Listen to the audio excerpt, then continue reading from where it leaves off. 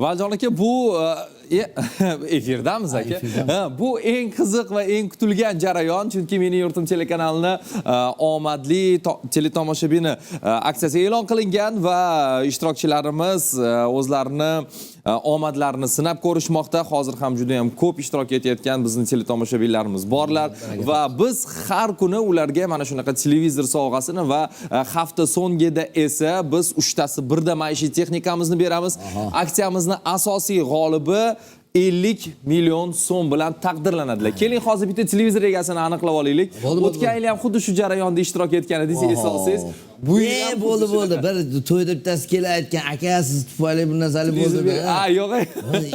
Nima deyapti bu narsa deb endi esimga tushdi. Yana bitta xizmatga borganingizda kimdir sizga televizor uchun rahmat deyish uchun biz e'tiborimizni televizorga qaratamiz va g'olibimizni aniqlaymiz. Hammaga omad. 3, 2, 1. Ketdik. Tasodifiy raqamlar generatori va bir nafar omadli tomoshabinni biz aniqlab olamiz. Ko'ramiz, qaysi raqam bugun haqiqatdan o'z egasiga televizor sovg'asini olib kelar ekan. 45-56 abonenti egasi, ularni chin qalbimizdan tabriklaymiz. Hozir bizga kelgan ma'lumotlarni darhol telefonimizga yo'llashadi va ushbu ma'lumot orqali biz ular bilan yaqindan tanishishimiz mumkin bo'ladi. 91 ataylar bekitib qo'ygansizlar-da. Endi u shaxsga doir ma'lumotlarni biz ommaviy axborot vositalarida taqdim eta olmaymiz. Uni yaxshi bilasiz. Ayniqsa siz xodim bo'lib ishlagansiz. Nafaqaga chiqqan mayorman. Lekin nafaqaga chiqqanimdan bittasi nima deysam, nafaqaxo'r bo'libsiz-da deydi. Nima deysam, nafaqaxo'r ekansiz deydi.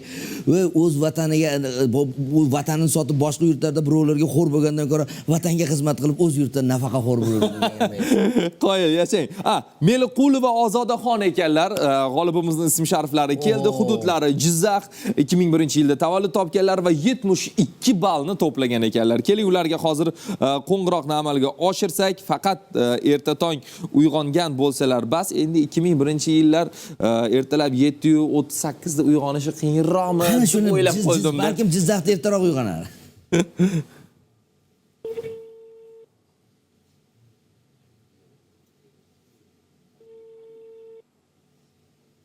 Alo, Meliqulova, turing o'rningizdan. Ozodaxon Meliqulova. Taxminlarim rost bo'lib chiqishidan qo'rqib turibman. Yo'q. Alo. Alo, assalomu alaykum. Ismi sharifingiz Meliqulova Ozodaxon, shunaqami? Shunday. Biz sizni Mening yurtim telekanali nomidan bezovta qilyapmiz. Siz bizni omon ko'rsatuvdanmiz. Men Valijon Shamshiyevman. Tanidingizmi?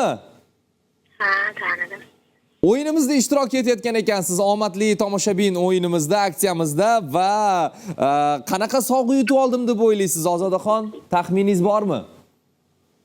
Bilmadim. Biz sizga Demak, siz hozir ertalabdan turib televizorda yoqmagansiz, ko'rmayapsiz bizni hozir. Ko'rmayaptilar, ko'rmayapti. Biz sizga doim Mening yurtim telekanalini muntazam ravishda kuzatib yurishingiz uchun televizor sovg'a qilamiz. Ha, rahmat. Rahmat. Salomat bo'ling. Ajoyib. Ko'rdingizmi? Ishongan yo'q hali. Yo, hali to'laqonli ravishda uyg'onib ham ulgurmaganlar-da, ular hali. Rahmat deb qo'ya qoldilar. Rahmat, kecha mashina yutdim deyapti. Va g'oliblarimiz va ishtirokchilarimizga eslatib o'tamiz. Bizni viloyat yoki bo'lmasam tuman markazlarida o'zimizni, ya'ni Mening yurtim telekanalining markazi bor, ana shu yerdan sovg'alarimizni qo'lga kiritishingiz mumkin yoki bo'lmasam bizni studiyamizga to'g'ridan-to'g'ri tashrif buyurib ham sovg'alarni qo'lga kiritishingiz mumkin. Albatta, sizlarning shaxsiy tasdiqlaydigan hujjatlaringizni ham oling o'zingiz. Albatta. Agar Valjon akam yutib qolsalar, ularga kerak emas, lekin biz Valjon aka, tashrif uchun kattakon rahmat. G'olibimizni birgalikda aniqlab berganingiz uchun ularni quvonchlari emas, lekin haliroq uyg'onsinlar, quvonchlariga sherik bo'lamiz lekin albatta.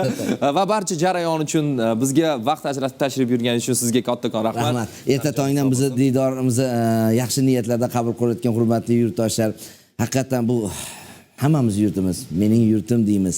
Qayerga borsang meni yurtimda undoq, meni yurtimda bundoq degan so'zlar bilan yurtimizdagi muvaffaqiyatlar haqida bo'lishamiz. Ilohim yurtimizda muvaffaqiyatlar ko'p bo'laversin. Yurtimiz yanada yayrab, yashnab, obod bo'lib yuraversin.